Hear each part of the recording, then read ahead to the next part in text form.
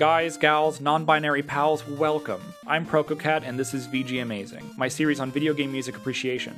This video is part 2 of my discussion of Final Fantasy VI's character themes, so if you haven't already, I highly recommend you watch the previous video before proceeding. Without any further ado, let's sally forth.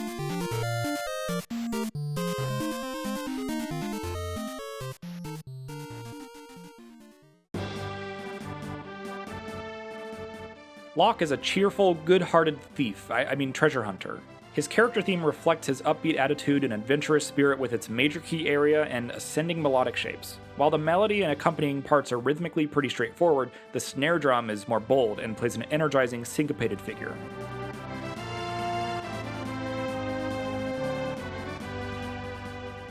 If you watched part 1, you already know that most character themes in Final Fantasy VI have a more sentimental variation which plays during important character-specific cutscenes. This is true with Locke as well, and the track in question is called Forever Rachel.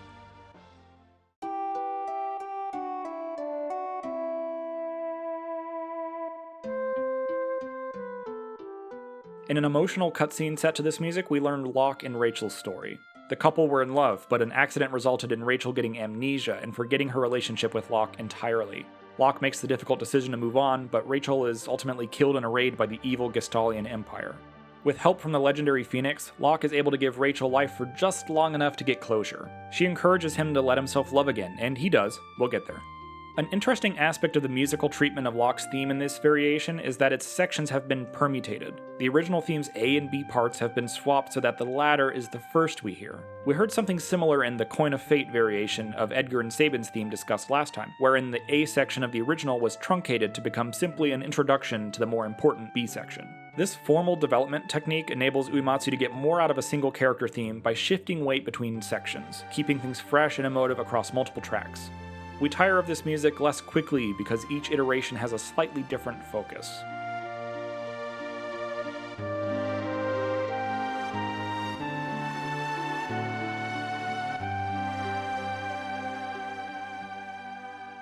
Enough talk of these do-gooders and their boo-hoo backstories. Kefka is Final Fantasy VI's primary antagonist and one of gaming's greatest, most memorable villains. His music is distinctive too, with its curious playfulness and its many contrasts. Kefka's theme begins with a bouncy oboe and plucked strings, suggesting his gesture-like appearance and behavior. Before long, though, the secondary theme enters, and it's much more severe with its poking, prodding, repeated notes. Suddenly, all the instruments play in unison, and the dynamic level increases dramatically. With the addition of threatening timpani and virtuoso harp, the musical excess begins to reflect Kefka's god complex. The melody even takes up a chromatic sneer, mimicking his iconic laugh. And just as abruptly as the music became louder, it drops to a relative whisper, by way of the same unison figure we heard earlier. These surprising changes in dynamic and instrumentation communicate Kefka's madness and nihilistic impulses.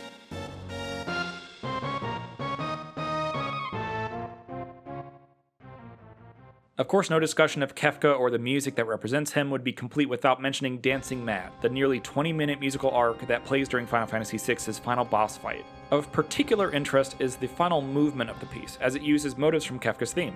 One can be forgiven for not noticing though, as the transformation is significant and paired with an onslaught of other new musical information. In this music, it's easy to hear one of Uematsu's principal influences, prog rock. A drum set part befitting Neil Peart blasts onto the scene before a rock organ enters with a variation of the secondary theme from Kefka's earlier music.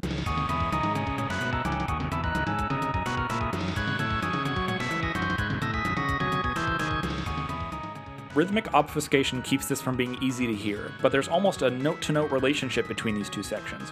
The contrasts and dramatic juxtapositions in Kefka's theme are here too. Some serious Rick Wakeman-esque organ shredding is comically interrupted by a snatch from the earlier, more modest incarnation of our Clown King's theme.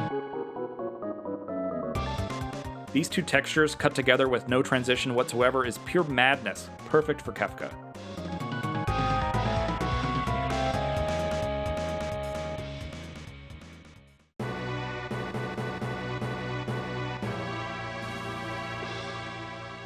When a character is introduced in Final Fantasy VI, the scene is always accompanied by that character's theme. There is a remarkable exception to this though, and it's very much worth discussing. There's a reason I saved this character for last. Celes is possibly this game's most nuanced character. When Final Fantasy VI's story begins, she's a general in the Gestalian Empire. We even see her making this worrying hand gesture in a flashback. After coming to understand the true evil of what the Empire is doing though, Celes defects and is labeled a traitor. Before long, and with the help of Locke, she joins the Returners, who are trying to put an end to the Empire's conquests. This side-switching isn't easy or quick. Celes is received with suspicion by members of the Returners, and works hard to earn their trust. She is without a character theme when we first meet her, in part because she's in transition, having not yet reckoned with her regrettable past actions.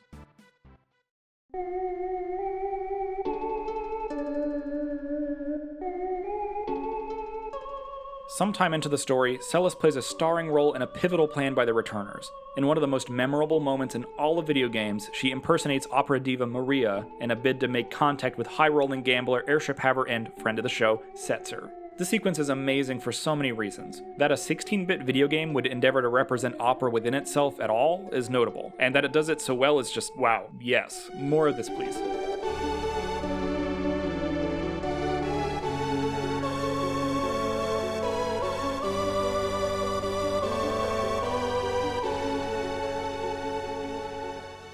We must give deference to this scene too because it seems to have inspired the hilarious Mettaton the Musical sequence in Undertale. I mean look, the color palette, the flowers, the shooting star. If only Toby Fox had also included an orchestra inexplicably made up of only basses.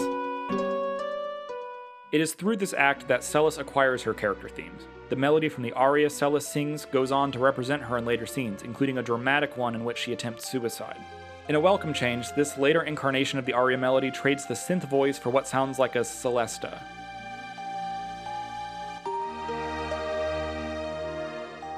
Celes' musical treatment is not so much interesting because of what is there, but for what is withheld from us at first. Her redemption arc is made audible through her gaining a musical representation during the events of the game. That's some nuanced scoring, if you ask me. Are you listening, Hans? The cherry on top of Uematsu's character theme sundae is the credits music, which sees the use of all 14 playable character themes in new arrangements. Even Umaro's theme can be heard, and his character arc consists of breaking down a door. The themes are heard one at a time, with the exception of, you guessed it, Celes's. Her theme is heard in counterpoint with Locke's.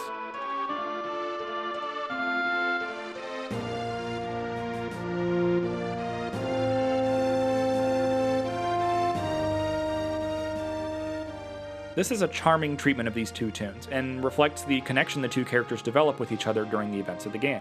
Whether Uematsu planned for this or not, their melodies have had this combinatorial property right from the word go. It's almost like Locke and Celes were meant to be together. Aw, barf. This credit sequence is a lovely musical reward for defeating Kefka and seeing the game all the way through. I'm not sure it makes up for the Fanatic's Tower, but it comes pretty damn close. I hope you enjoyed this discussion of the truly genius ways Nobuo Uematsu musically represented the characters of Final Fantasy VI. This game's soundtrack is a masterpiece, and it was a pleasure to talk about even this small slice of it. Do you have a favorite video game character theme? Let me know in the comments below. I'm pretty partial to Robo's theme from Chrono Trigger myself, and no, I'm not just saying that to rickroll you. I haven't quite decided what I'll do for my next video yet. Mega Man, Earthbound, Undertale, there's just so much good video game music to talk about out there. Whatever I decide to do, you can follow me on Twitter at ProkoCat for updates and to hear some of the music I write. Thanks for watching.